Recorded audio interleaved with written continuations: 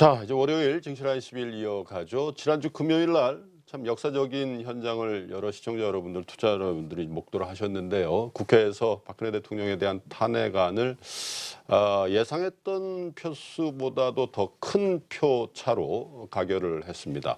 이 탄핵이라는 게 꼭 정치적인 의미뿐만 아니라 우리 자본시장에 어떤 영향을 줄지, 주시장에 구체적으로 어떤 영향을 줄지 증권사들이 열심히 주말 가운데 분석을 했던 것 같은데요. 어떻게 전망을 하는지 좀 정리를 좀 해보도록 하겠습니다. 김수학 캐스터 먼저 연결해서 증권사들 전망을 먼저 정리해 보겠습니다. 김수학 캐스터 나와주시죠. 네, 지난 금요일 국회에서 대통령 탄핵소추안이 가결됐는데요. 이제 박근혜 대통령은 직무가 정지되고 황교안 국무총리가 권한대행을 하게 됩니다. 그리고 국회에서 제출한 탄핵소추안을 헌법재판소에서 심판하게 되는데요. 접수일로부터 최장 180일 이내에 헌법재판소의 심판 결정이 나게 됩니다. 또 헌법재판소에서 탄핵이 결정되면 60일 이내에 차기 대통령 선거가 치러지게 되는데요. 12년 전 대한민국 헌정사상 첫 번째 대통령 탄핵 심판이 있었던 2004년 노무현 전 대통령 탄핵 투표 가결 시 우리 시장은 어떤 모습이었을까요? 이 당시 국내 증시는 국회에서 탄핵이 가결된 이후 3일 연속 하락하다가 4일째부터 안정을 되찾았습니다. 그러다 탄핵 한 달 뒤 4월 말 급락을 하면서 5월 중순 700 초반까지 밀렸는데요. 이 급락의 주요한 원인은 중국 정부가 긴축 정책에 대한 시사 발언을 연이어 내놓은 탓이었습니다. 또 미국 금리 인상과 맞물린 점도 부정적인 요인이었는데요. 이런 분석을 종합하면 탄핵이 주가 하락에 어느 정도 악영향을 미친 건 사실이지만 핵심 이슈라고 보기에는 무리가 있다라는 해석입니다. 또 해외 사례를 보면요. 그동안 브라질과 프랑스 등도 대통령 탄핵안 가결 혹은 탄핵안 발의 이후에 증시가 상승한 사례를 찾아볼 수가 있었는데요. 브라질에서 지우마 호세프 대통령 탄핵안이 승인한 첫날 증시는 8.7% 상승을 했습니다. 또 프랑스도 11월 프랑스와 올랑드 대통령 탄핵안이 발의된 이후에 다음 날 증시가 6% 넘게 올랐습니다. 이 브라질과 프랑스는 대통령의 국민적 지지도가 낮은 상황에서 탄핵 결정으로 불확실성이 해소되면서 주가 상승으로 이어졌다는 공통점이 있습니다. 이 때문인지 국회에서 박근혜 대통령 탄핵소추안을 통과시킨 이후에도 금융투자업계의 반응은 차분했는데요. 이 주요 자산운용사 펀드 매니저들의 분석 확인해 보겠습니다. 먼저 허남건 신한자산운용 부사장의 분석입니다. 대통령 탄핵을 주가 수준을 한 단계 끌어올릴 수 있는 호재로 해석했는데요. 이 다음으로 존니 메리츠 자산운용 사장은 혼란과 불확실성이 다소 줄어드는 정도라며 외국인 투자자들은 생각보다 정치적 이슈에 민감하지 않다고 밝혔습니다. 다음으로 이채원 한국투자밸류자산운용 부사장은 이번 탄핵은 불확실성 해소 측면에서 긍정적이지만 그 영향은 크지 않을 것으로 봤습니다. 마지막으로 송상엽 브레인 자산운용 사장은 탄핵은 이미 지수에 반영됐다며 앞으로 해외 변수에 주목하자고 밝혔는데요. 우리 시장도 오늘 양시장 상승 출발하면서 비교적 안정적인 모습을 보여주고 있는 상황입니다. 여기까지 이번 탄핵 가결과 관련해 과거 사례와 금융투자업계의 분위기 전해드렸습니다.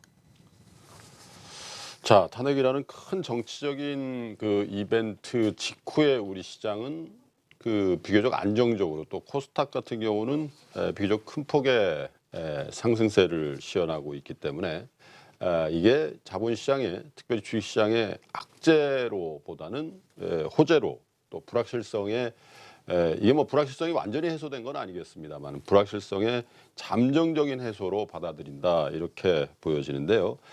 정치 전문가 한번 모시고요. 이 상황이 어떻게 전개될지에 대한 전망과 분석을 좀 해보도록 하겠습니다. 김성수 시사평론가 모시겠습니다. 어서 오십시오. 안녕하세요. 김성수입니다. 텔레비전에서 자주 뵙는데 스튜디오에서 보니까 예. 자, 탄핵이 됐습니다. 근데 예상보다 비교적 많은 표수로 됐거든요. 그렇죠. 이 의미는 어떻게 받아들여야 될까요? 234표. 그러니까 압도적인 그 가결을 보였습니다.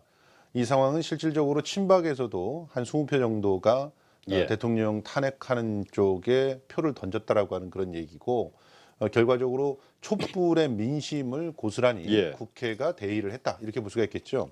그러니까 결과적으로 이제 탄핵의 가결을 통해서 오히려 많은 부분의 그 혼돈과 불확실성이 정리가 되는 그런 모습을 보여줬다고 볼 수 있어요. 그러니까 압도적인 가결이 앞으로 생길 수 있는 혼돈을 좀 끊어준 그런 줄여주는, 모습들, 예. 줄여준 그런 모습들을 보였다는 거고요. 실제로 지금 이제 헌법재판소한테로 넘어가 있지만 법 전문가들은 행상 책임이라고 하는 얘기를 합니다. 행상 책임. 예, 행상 책임은 김무성 대표의 그 추미애 그 대표와 만났을 때 그 메모지 때문에 논란이 그때 벌어졌던 뭐 바로 그 말이에요. 형사 X치고 예, 그래서 맞습니다. 형사적인 책임 묻지 않는다 이렇게 오해가 됐었던 그렇습니다. 부분이죠. 이 행상 책임이란 뭐냐면 대통령께서 마땅히 이 나라의 지도자로서 막중한 책임감과 또 그 헌법을 지키는 가장 모범적인 모델이 되어줘야 되는데 예.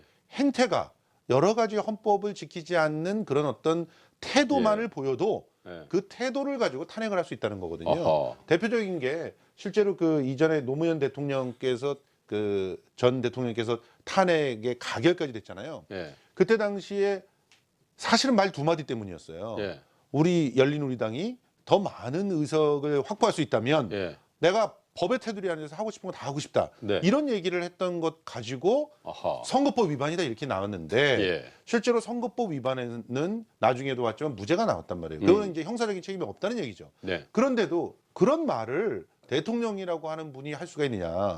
특정한 정당에 속해 있더라도 전체 그 대한민국 국민을 보고 일을 해야 될 사람이 그런 발언을 하면 안 된다라고 해서 탄핵까지 갔던 것이고 그래서 이 부분이 결과적으로는 헌법이 위반한 부분이 있지만 그래도 이걸 가지고 네. 탄핵할 만한 건 안 된다라고 하면서 아하. 이제 기각이 됐던 건데 아하. 이번에 보면은 박근혜 대통령이 관여한 것이 보면 강요 미수에 강요에 공무상 비밀 누설에 직권 남용에 뇌물죄까지 들어가 있단 말이죠. 예.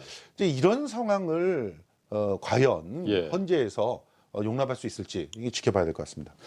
그러니까 지켜는 봐야 되는데 문제는 이제 오늘도 이제 뭐 황교안 총리가 이제 대행 체제로 들어서면서 뭐 당연히 해야 될 일입니다만은 이제 외교, 안보, 국방 또 경제 이런 것도 챙기려고 동분서주 하는 것 같아요. 예. 또 임종용 금융위원장이라든지 유일호 부총리도 비슷한 동선을 보여주고 있는데 어쨌든 우리 국민들이나 또 투자자 여러분들이 걱정하는 거는 어찌 됐든 간에 이 국정의 공백을 예. 빨리 메워야지. 예. 우리가 지금 굉장히 중요한 시점 아닙니까? 그렇습니다. 미국 대통령도 새로 뽑히고 뭐 이 국제 정세도 급변하고 있는 상황이기 때문에 위기가 올 수 있다 이런 걱정이 있는데 자 헌재는 그 우리 김성수 평론가 말씀 주셨지만 어떤 정치적인 또 국민의 여론 민심을 잘 반영해서 판결을 낼 거다 이런 기대도 있지만 또 어쨌든 이거는 법적인 절차 또 어떻게 보면 지금 이 탄핵을 그 재판관의 입장에서 할 때는 이 그 박근혜 대통령을 불러서 또 자료를 내서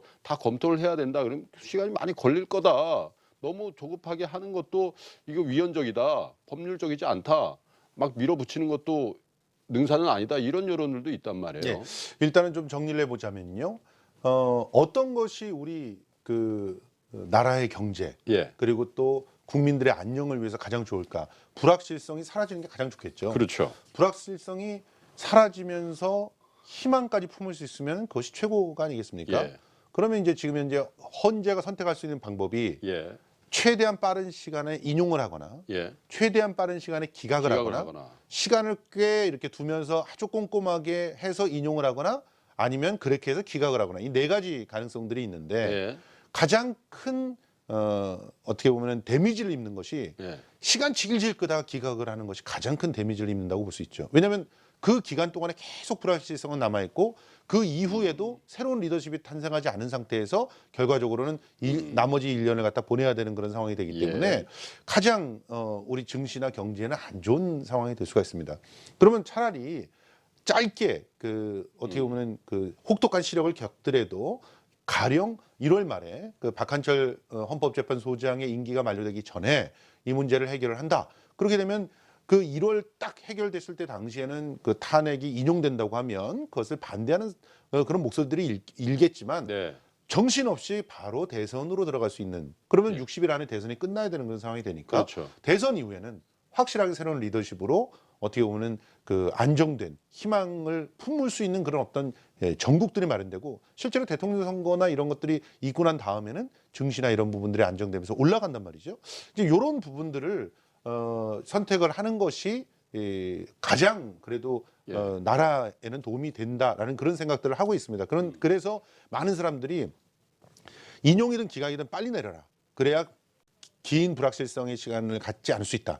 그리고 두 번째로는 기각보다는 뉴 리더십이라는 측면에서 인용이 낫다. 이런 얘기를 하고 있는 것이고요. 근데 물론 이런 것들은 어떻게 보면 수리적인 어떤 그 계산이라고 볼 수가 있고 예. 조금 더 장기적이고 또 어떻게 보면 거대 안목을 봤을 때 네. 그것이 바람직한가 하는 부분들은 또다시 헌재 심판관들의 몫으로 남아있다고 볼 수 있습니다. 근데 하나 예. 예를 들자면 노무현 대통령 당시에 63일 걸렸다 그러잖아요. 그 2달쯤 걸린 거네요. 왜 그렇게 걸렸느냐? 실제로 노무현 대통령 때는 심리할 게 별로 없었어요. 예. 한 달 안에 끝낼 수가 있었는데 예. 총선이 있었습니다. 어허. 그래서 총선의 민의를 보고서 결정을 해야 된다라는 강력한 국민들의 어떤 요구가 있었거든요. 그래서 그 요구를 받아들이면서 63일이 간 거지 심리가 그렇게 많이 걸린 건 아닙니다. 그러니까 노무현 대통령 탄핵 때는 뭐 기본적으로 지금 김성수 평론가께서 말씀해주신 노무현 대통령의 정치적인 언사 그 하나를 문제 예, 삼아서 그렇습니다. 대통령으로서 하지 않아야 될 언급을 한 거다. 예.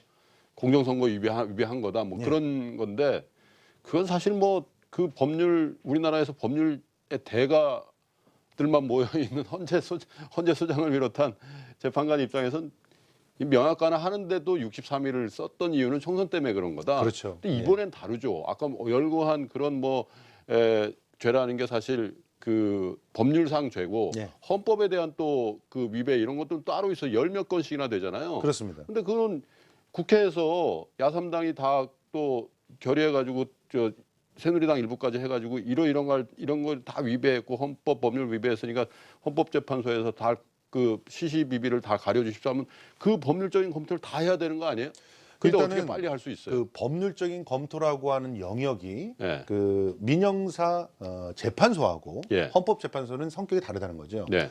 헌법재판소는 직접 거기서 심리를 하고 그 공개 변론을 한다고 하지만 그것을 꼼꼼하게 따져가지고 죄가 있는지 없는지를 나누어서 형량을 갖다 이런 건 아니라는 거죠. 예. 다 수사가 되어 있는 자료들을 검토해보고 예. 이것이 이 나라의 지도자로서 과연 자격이 있느냐 없느냐 이 부분만 따지면 되는 것이기 때문에 그게 다 일일이 몇 년 나올 거다 형사적으로 무죄가 되느냐 유죄가 되느냐 이게 중요한 게 아니라는 것이고 그런 측면에서 이번에 탄핵 소추안 보면 뒤에 있는 자료들이라고 하는 것이 대부분 신문 기사들이거든요. 네. 신문 기사로 재판을 하지는 않지 않습니까? 그럼에도 불구하고 그런 것들이 증거 자료로 받아들여진다는 것은 박근혜 대통령의 그런 선택들과 의혹들만으로도 지금 심각한 리더십의 아니, 근데 훼손이 되겠다 이런 제가 좀 얘기예요. 여쭙고 싶은 예. 거는 헌법재판소에서 인용을 하던 기각을 하던 어떤 법리적인 검토 지금 국회에서 열 몇 건을 올린 그 부분에 대해서 헌법 위반이냐 법률 위반이냐 위배냐 뭐 이런 부분에 대해서 철저하게 그 시시비를 가려야 될 텐데 예. 지금 그 뭐죠 이 특별검사를 지금 하고 있잖아요. 예, 그렇죠. 그러면 특별검사가 수사하는 결과를 보겠다라고 나올 가능성이 많아 보여서 왜냐하면 맞습니다. 지금 검찰 수사에는 박근혜 대통령이 전혀 응하지 않았잖아요. 그렇죠. 그러니까 거기 가서 진술한 바도 없고 없는데 일방적인 검찰 수사 기록만 가지고 헌재에서 그걸 가지고 판단할 가능성은 제가 볼 때는 어렵지 않겠냐. 그러면 특별검사의 활동 기간이 언제까지입니까? 특별검사 활동 기간이 3월 말까지입니다. 그럼 그때까지 기다려야 될 가능성이 더 많지 않겠어요? 근데 이게 참 문제가 뭐냐면 3월 말까지 특별검사의 수사 기간이 정해져 있다 보니까 예, 어떤 일이 벌어질 수 있느냐? 예, 대통령께서 계속 특별검사의 수사에도 불응할 가능성이 높아요. 그러면 특별검사한테 한 번도 수사를 받지 않고 대통령의 직을 유지한 상태에서 특검의 수사 기간이 마무리될 가능성이 상당히 높습니다. 그렇게 되면 예, 말씀하신 대로 똑같은 이유로 헌법재판소에서 판단하지 못한다는 논리가 성립하게 되죠. 예, 그런데 실제로 헌법재판소에 따지는 것은 법적 사실적 심리라기보다는 예, 헌법의 이러한 행동들이 행태적으로도 위배하느냐 아니냐를 따지는 것이기 때문에 예. 자료로서 신문으로 충분하고 예. 실제로 지금 현재 수많은 자료들이 넘치고 있습니다. 그 증거들이 또 있기 때문에 그런 정도를 갖다가 보고서 판단하는 걸로 충분하다라고 헌법 전문가들이 얘기를 하고 있는 것이죠.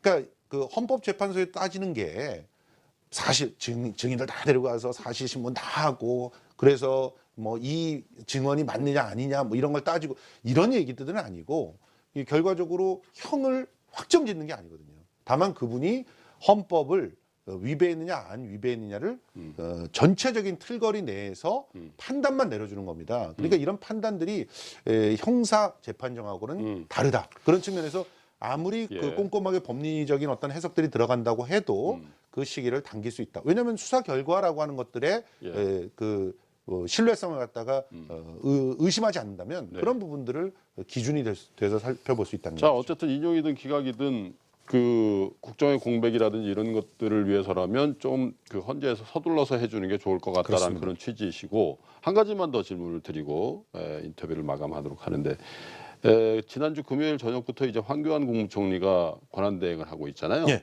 이 권한대행의 역할과 기능이 어디까지냐를 두고도 얘기들이 많더군요. 그렇습니다. 학자들 간에. 예. 적극적으로 권한 행사를 해야 되냐, 아니면 소극적으로만 그냥 현상 유지만 해야 되냐, 뭐 여러 가지 이 권한, 왜냐하면 이 기간이 좀 길어질 경우에 네.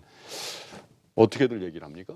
자, 기본적으로 지금 우리가 탄핵 사건이 전체 헌정사에 2번 딱 있었단 말이에요. 그렇다고 한다면 이전에 있는 사례를 갖다 확인할 수밖에 없는 것인데, 그때 당시에 고건 총리는 아주 소극적인, 그러니까 실제로는 인사권까지도 전혀 그 행사하지 않는 그런 소극적인 관리형 총리의 모습을 보였죠.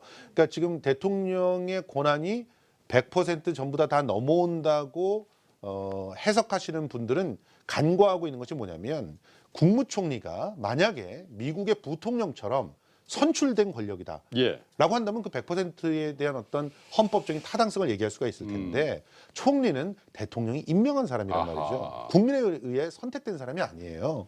그런 측면에서 이전에 어떤 논리들이 있었냐면은, 국회가 그러니까 선출되어 있는 사람들에 의해서 다시금 또 합의를 통해서 선출한다면은 상대적으로 좀 더 적극적으로 해도 되는데, 지금 현재 이분은 탄핵받은 대통령의 임명. 그렇습니다. 어떻게 보면은 탄핵받은 대통령과 한 몸통이라고 볼 수 있기 때문에 그런 부분에서도 적극적인 뭔가를 행사하기는 좀 어렵다. 그래서 지금 황교안 총리가 얘기하고 있는 것들을 갖다 보면은요, 미묘한 줄타기를 잘 하고 있는데요. 한편으로는 흔들림 없는 국정 안정을 하겠다라고 하지만, 실제로 새로운 정책을 하거나 하는 것이 아니라 최대한 잘 이런 수습들을 관리해 나겠다. 예, 이렇게 얘기를 하고 있고요. 그런 측면에서 앞으로의 그런 행보들이 좀 보인다고 보고, 그래서 더 중요한 게 부총리를 빨리 경제부총리 확정을 해야 돼요. 그렇죠. 경제부총리를 확정하지 않으면 어떤 일이 벌어지냐면, 지금 임종영 금융위원장을 경제부총리로 딱 그 선출을 해놨는데, 실제로는 경제부총리도 아니고 금융위원장이 일을 하고 있잖아요. 그러니까 지금 이제 컨트롤 타워가 2명이라는 얘기인데, 그렇습니다. 2명이라는 얘기는 컨트롤 타워가 없다는 얘기일 수도 있단 말이에요. 사실상 그렇죠. 그래서 유임으로 가느냐, 임종용을 빨리 그 청문회에서 하느냐, 아니면 새로운 제3의 인물을 국회에서 하느냐, 이걸 빨리 가닥을 먼저 잡아야 된다, 이런 생각이. 좋은 말씀이신 것 같습니다. 뭐 제3의 인물도 좋고, 어쨌든 빨리빨리 가르마를 정치권에서 타줘야 경제를 챙기고 컨트롤 타워를 제대로 세워야 된다, 이런 말. 자, 김성수 정치 시사 전문가와 얘기를 하다 보니까 결국은 경제 컨트롤 타워를 세워야 된다, 이런 결론에 나왔네요. 네. 중요한 말씀입니다. 그렇습니다. 고맙습니다. 고맙습니다.